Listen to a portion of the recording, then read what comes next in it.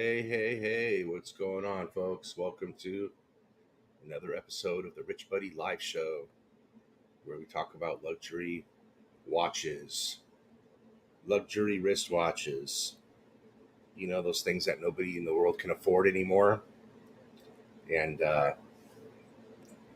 let's talk for a few minutes about that. Let's set up here. And this is going to be a short live stream, impromptu. This was not planned, so we'll hang out a little bit and talk a little bit about watches. And I definitely wanted to go on record for saying I'm the only person in the entire industry who called this top April 2022. We perfectly called the top. I did. Perfectly called the top. We called it many times. I mean, I wanted to talk about that a little bit. The personal, the watch advice I've given on this channel has been second to none. It's been the most accurate, financially beneficial luxury watch information of any channel.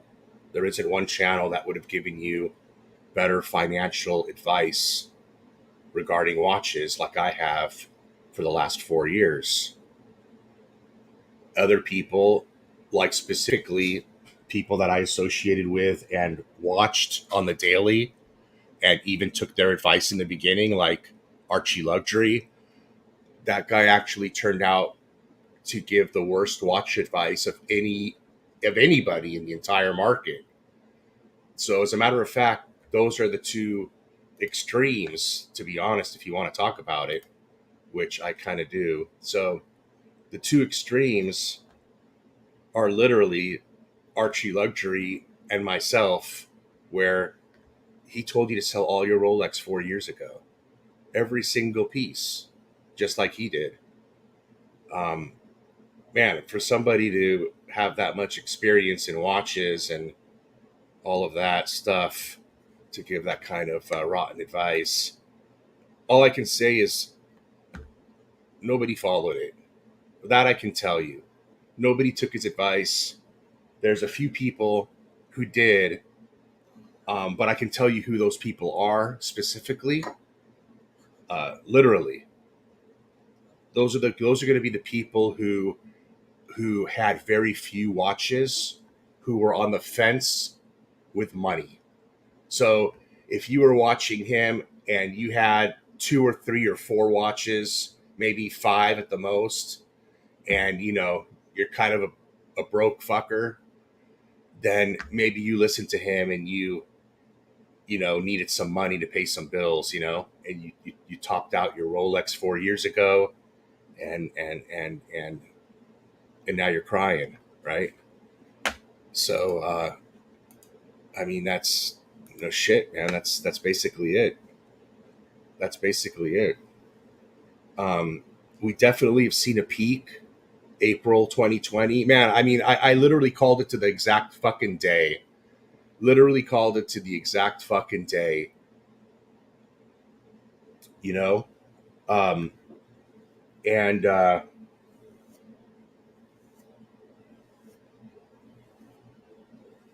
and so where are you at now? So today is when you need to make your decisions, So right now, if you definitely need the money and you definitely want to sell some stuff, I mean, you've already passed peak pricing. It's already passed. People are recognizing that, what I'm saying now. So I do think there could be a temporary bump up, but don't count on it. And the peak's already in. That's it. The peak's already in. Now, going forward, what's going to happen substantially going forward. So this was a macro peak. I want you to understand. This was a macro peak. So I'm saying this is it, done. All right. Now, where do we go from here? Well, now we got the future. So that's to be determined. That we'll look at, that we'll have to assess as time goes on. Okay. But we basically hit it. We've hit it. That's it. We've hit it.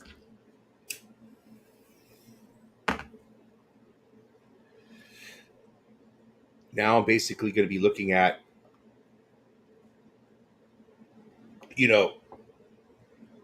what's going to go on in the world economies, which I've explained that to you guys before.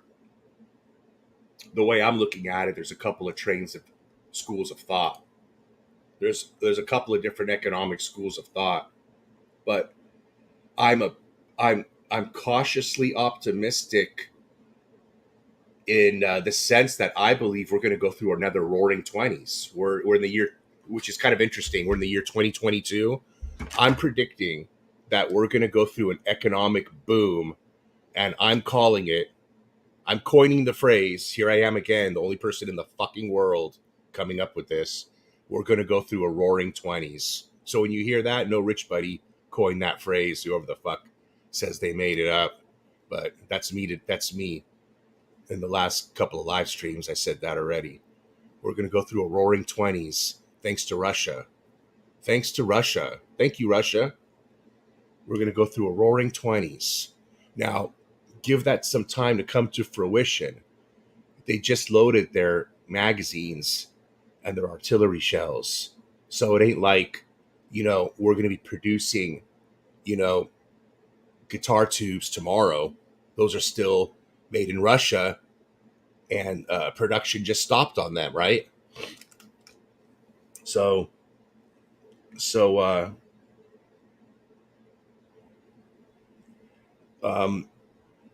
once all of the manufacturing comes back to the United States, the world will recognize that we entered a booming, roaring 20s, and we'll have the greatest GDP, the strongest US dollar, the best standard of living in the world, again, like we always do.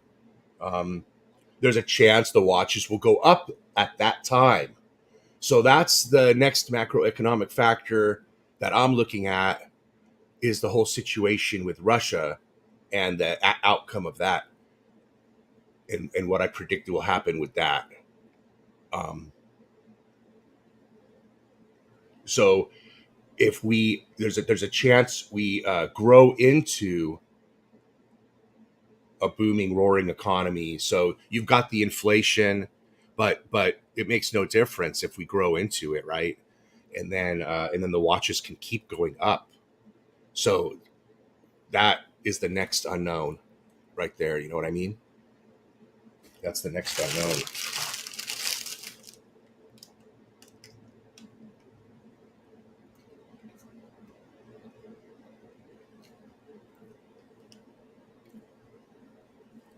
I do think that the Russian ruble will no longer exist. I also believe that the Russian Empire will no longer exist.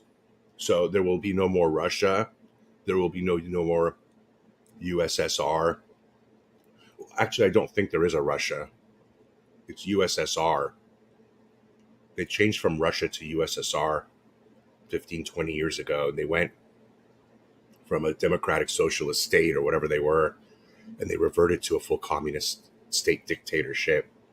That was an official declaration about 20 years ago. Most people don't know about that. So they literally self-profess their political structure to be that of pre-Reagan era. And that happened back 15, 20 years ago.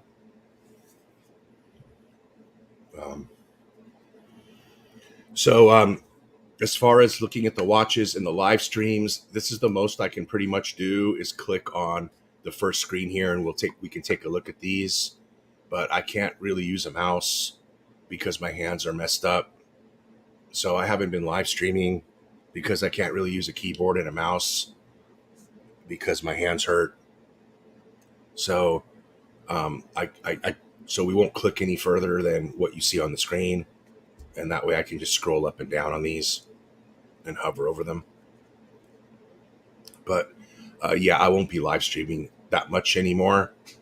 Obviously, I haven't live streamed in a couple of weeks, but it's just too difficult for me to do such to do it anymore. Things are getting worse, not better, so I just have to rest.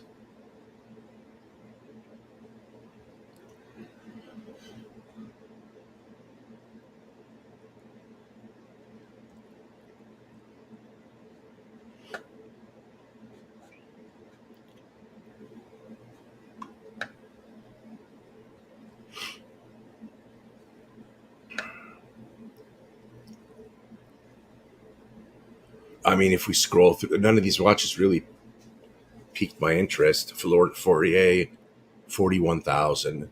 Gallet, 52. I like the Cellini moon phase. It's a watch I'd love to have one day, this 50535 or something similar to it. But, I'm not forking out 30 grand for a Rolex Cellini anytime soon.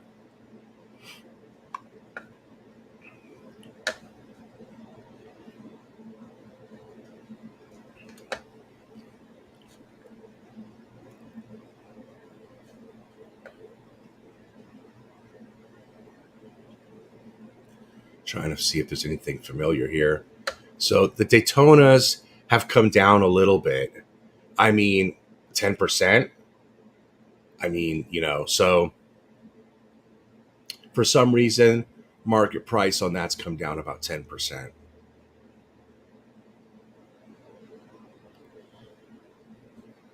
I noticed the Jorns have come down about the same as well.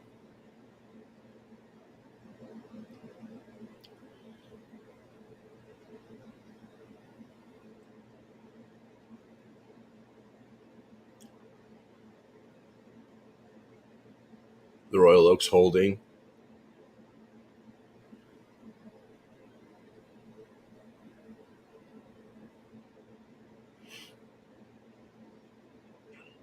They don't have that many watches up here for sale, do they?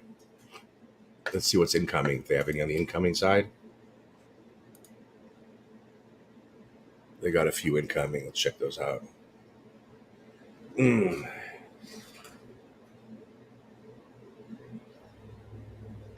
Ah.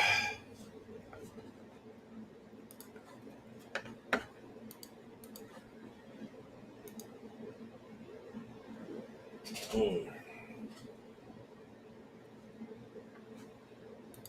What we got here? So, Tudor, Bud just picked up a Tudor. He picked up the silver one. The one that's all silver case. He was asking me if I think it's going to patina. And I told him I think it would. I mean, why wouldn't it, right? It's a pure silver cased watch, right? So it should develop a tinge to it, no? Like that dull silver look, right? That tarnish look. It depends how much oil from his fingers on it too, right? Doesn't the oil from your fingers make it tarnish? So, which is cool because it'll provide an interesting, you know, look to it. It would be more like, how them carbon fiber cases have varied looks to them. So, I mean, yeah, I like that watch actually, that silver one. I thought it was pretty nifty. Yeah.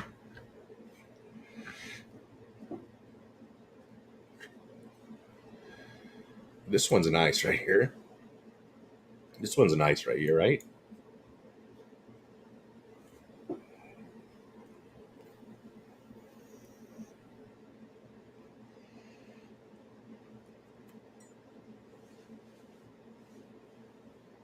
I mean,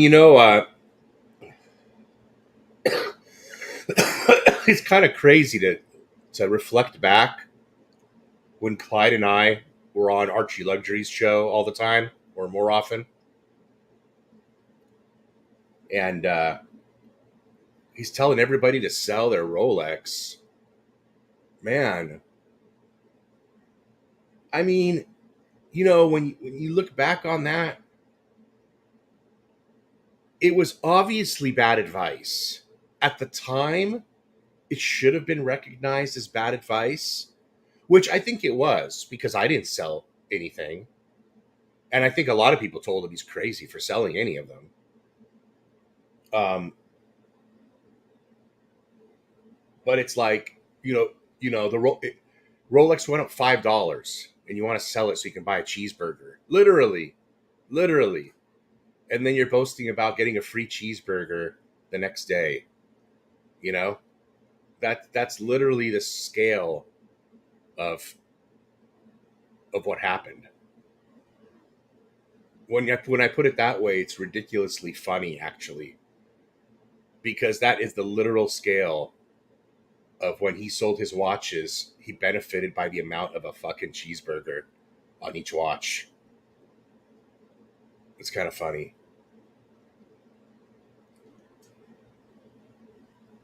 But I will say thank you for convincing me to pick up a Patek Calatrava, and for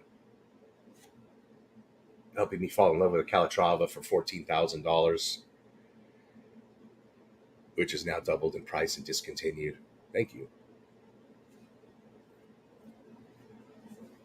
I wonder if I eventually would have come to terms with that watch.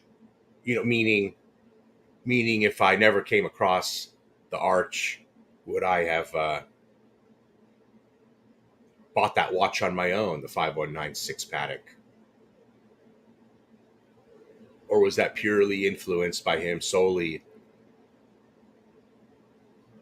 you know, before, during, after? I guess it'd be hard to know.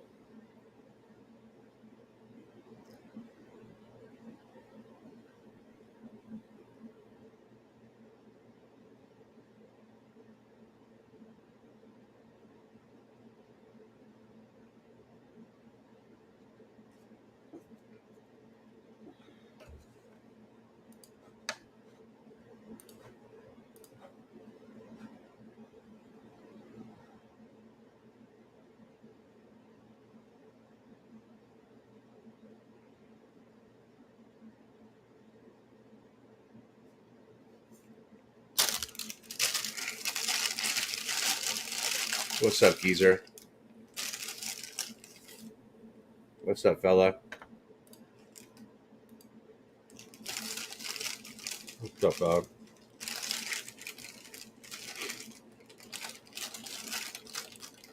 I mean, you know what, fella? I'm not going to buy any more Pateks. I jumped to FP Journe, man.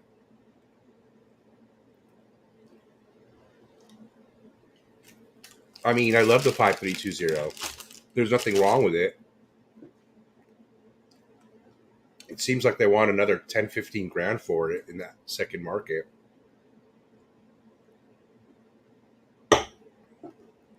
I don't watch that. I don't love that watch any less. I think it's a great watch.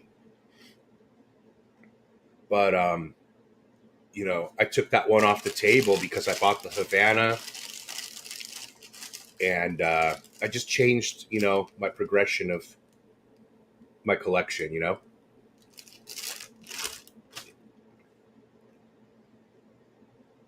I might not add any more Pateks. The 5196 might be my only Patek in my collection for the long haul. I'm trying to slow it down. I mean, I still have a lot of stuff coming. So, and man, I'm not working. I'm hurt really bad. So, I don't want to buy any more watches other than what's coming. which is a lot. Omega Snoopy, Omega Ed White, FP Journe Chronometra Blue, FP Journe Havana. That's a lot of money outlay for someone who's totally disabled with no job. And I'm not collecting disability or nothing. I'm collecting shit. My income's still too high.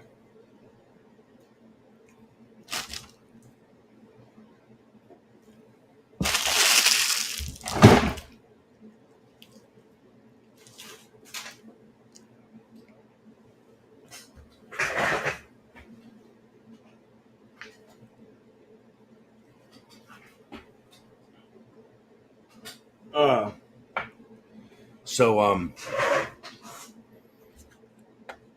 oh, they have one for sale with heavy patina. So that's so we can see what one looks like.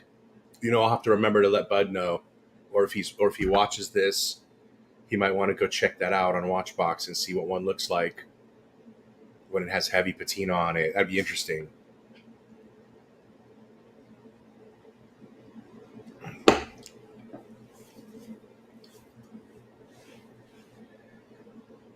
Mm.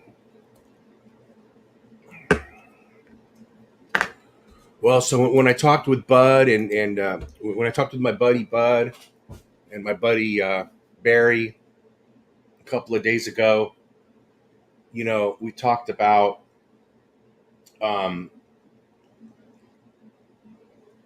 what did we talk about? I just had a brain aneurysm. Um, oh yeah, we talked about buying watches right now, and I mean, we agreed that we just need to stick to our retail outlets, and as long as we can buy Rolex at retail, Omega at retail, AP at retail, as long as you can get in the money options on watches, there's no reason not to buy them. I mean, if someone's going to give you a watch retail for 10 grand and it offloads in the second market for 20, then there's no reason not to buy that watch at retail. It is what it is, unless you just don't have the money and you can't finance it. But like I said, I just financed 27 grand at 2.9%. And I mean, I have the money to pay the debt. Why am I going to pay the debt when I can ride 2.9%? And we'll see what kind of a 12-month investment time horizon that chalks us up at the end of the line. I don't think Paddock is overrated or overpriced. Just it's just I personally, for me, it's a personal thing. It's not something anybody else should reflect on and follow me on. It's your own journey. It's your own personal watch journey. Mine ended up at FP Journe. I think primarily, which is a differentiating factor amongst myself and most of you, is that the FP Journe boutique is up the street from me. So that played a big part in influencing me. There's not that many boutiques around the world. One's up the street from me. Felt like I could develop a personal relationship, especially after they accepted my application for the Chronometra Blue 4 years ago.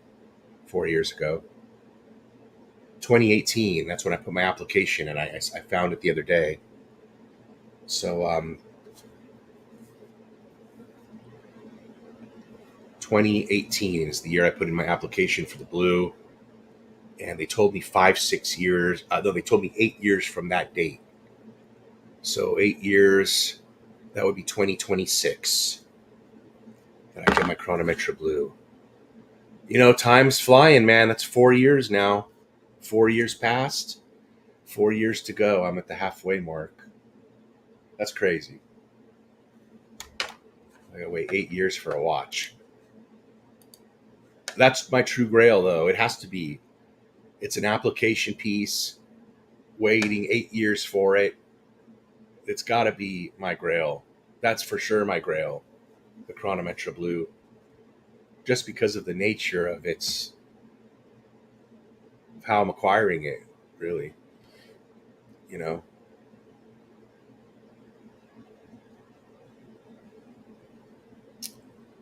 There's going to be a lot of.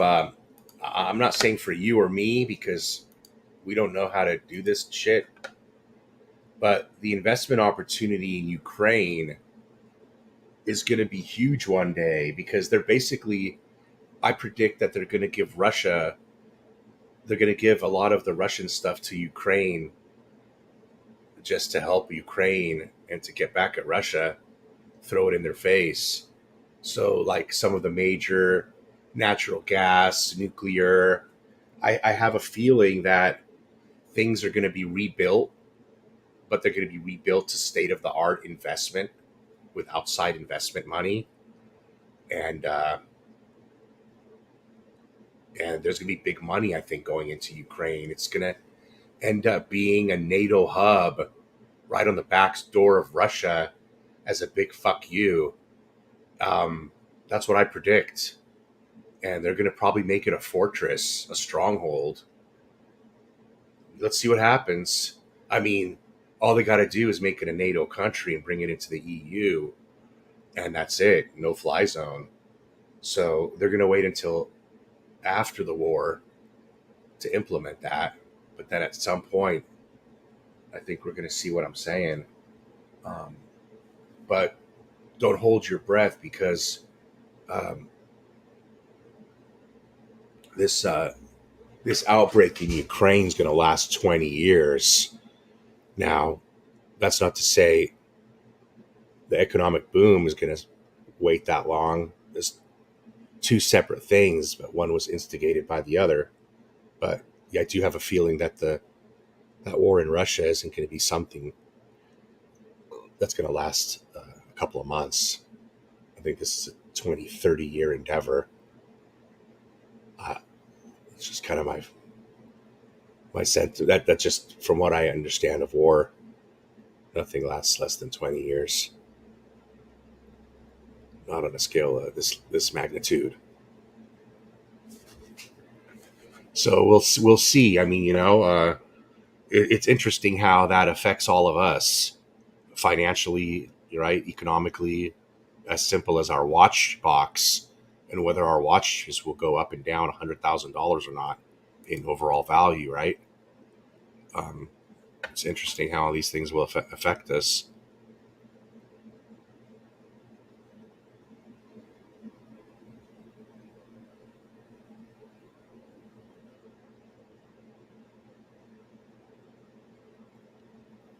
We haven't really felt any effects of the Ukrainian war as of yet. I've been saying that for the last month, that you really aren't going to see much of an effect in the United States.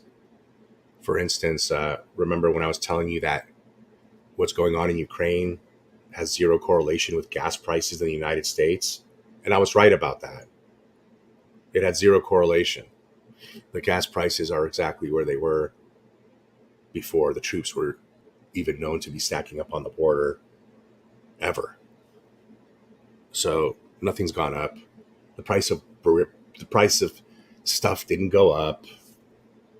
They're yanking your chain, you know. Now in Europe, that's a different story. They get a lot of their stuff directly from the Ruskies over there, but we don't get nothing like that.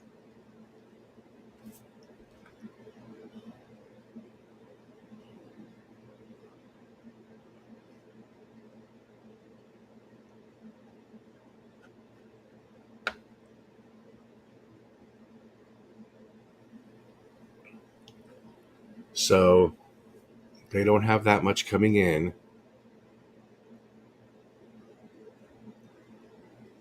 Let's just take a look at Rolex real quick. Excuse me, please.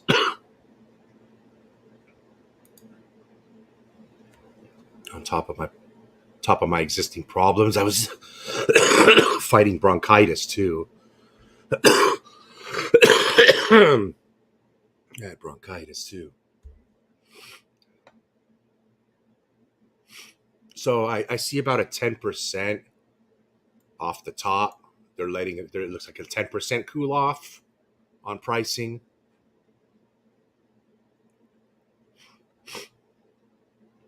You got a lot of Daytonas in here. Look at that. Look how many Daytonas.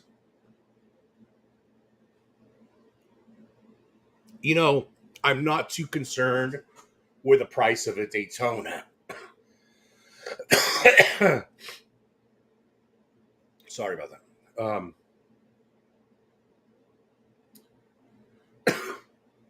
Daytonas are still hard to get. You know, you'll never get one at a dealer, right? So Daytonas are hard to get. They'll always be hard to get. And more specifically, the black and the Panda all steel ceramics. So when you're talking Daytonas and you're like the top tier of the tier of Daytonas in demand, as far as the least supply, most demand, least fluctuation in value, it's going to be the steel and the platinums. The platinums have more room to go down, so just consider that. There's less room on the steels because of the dollar denominator. The dollar amount is 1/3 that of the platinum, so there'll be less deviation from the peak. But I think overall you can feel safe in a Daytona. You know, um, Bud was talking about smooth bezel platinums, the old smooth bezel platinums, and I seen a YouTuber talk about those as well, saying how he prefers those better over the fluted and stuff. Well, that guy um, is wrong. That's Eric at CRM. Saw a video on that. He's 100% wrong. So definitely don't listen to Eric at CRM when it comes to making a decision over selecting. Listen to me on this fucking shit. I'm not fucking around. I'm going to step up here because I want to say, don't fuck around. Don't ever buy a smooth bezel platinum. You're going to fuck yourself. That watch will go down in value. Those were the dogs. Those were the dogs. Those were practically the worst performing Rolex on the market, alongside with it two-tone Daytona's non-zenith. Mother of pearl with diamonds. And you know that as well as I do. So I personally don't like the smooth bezel look. But personal aside and financial watch advice, don't do it. Don't do it. Get the fluted. Get the fluted. I couldn't have said it any stronger than that to influence you. So,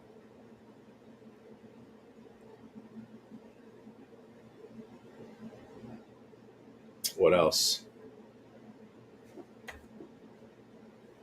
Man, I can't believe I haven't live streamed in 12 days. It's been a long time.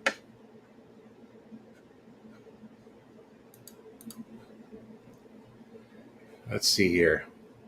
Anybody have any watch questions? Any financial advice watch questions? Any thoughts? I'm happy to answer. Give my ideas on it. The Hulk hasn't moved. It's still solid at 35.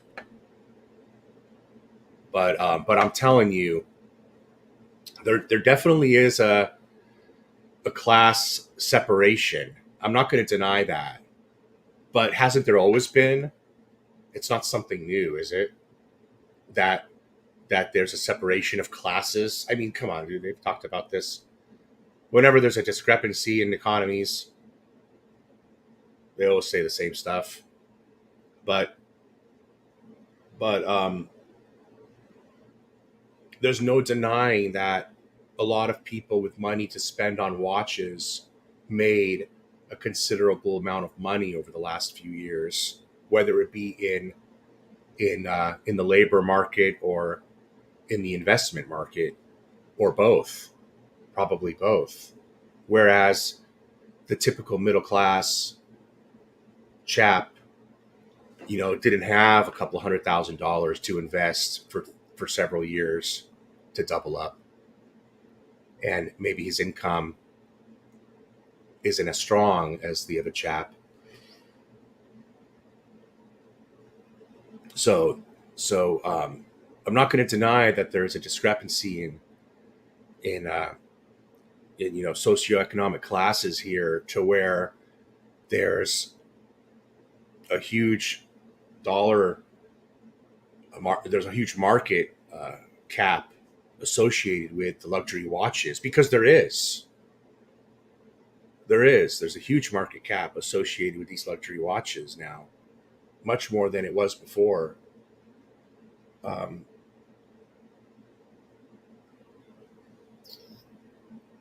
and that market cap is dominated by who?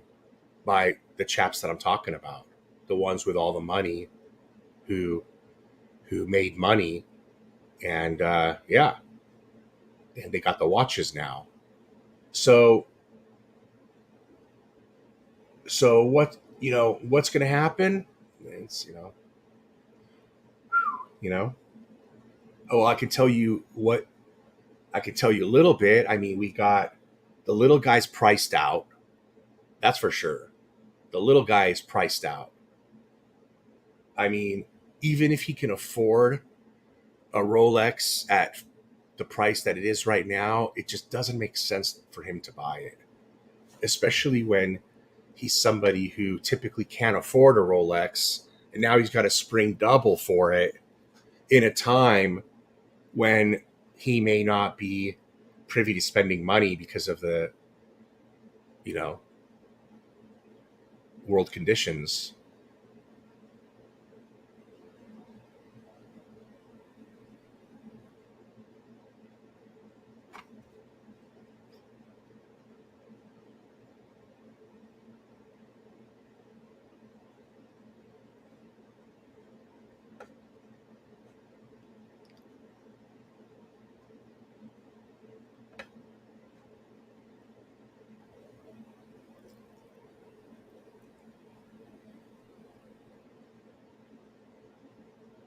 I think we're going to see basically a plateau here for the balance of the year.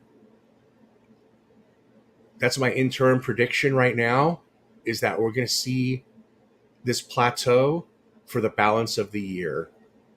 So I'm going to kind of end with that note, to say that I feel these prices are going to somewhat stay here plateaued, with that slight 10% dip we've seen, and that 10% that we saw dip on the Daytona and on the Sky Dweller, and some of the like watches perhaps. We're going to see that 10% trickle amongst the other watches. So I think you'll see the Hulk go down to 31. I think you'll see the some of these go down to 95. The Meteorite here from 105 to 95. I just think you'll see a 7 to 10% cool off to match the Daytona and some of the ones that have just happened like that. And then other than that, with that just a little bit of a cool off, I think you're going to see that, and then a plateau for the balance of the year. And I think as far as you and I are concerned, and watch prices, that's where we're going to stand, and we're going to assess that as we continue to do live streams and forward assess that situation as to whether we still continue to think where's the plateau. Did indeed watch prices stay plateaued with this 5 to 10% step down for the rest of the 8 months, and then let's see where we're at the end of the year. More not the end of the year. I don't think Christmas is a good reflecting factor, to be honest, but I think more first quarter of next year, is when we kind of want to, is kind of when we want to see how things really pan down to assess the last 6 months prior. So we're going to take it easy, and don't be sleazy.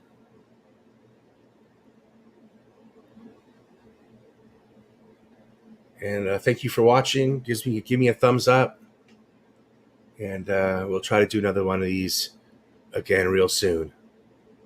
All right. Thanks for watching. Ladies and gentlemen, take care.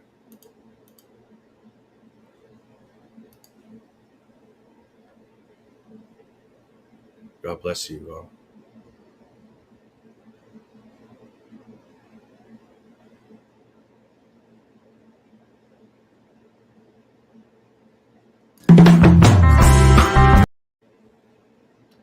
I don't know where my outro is, man.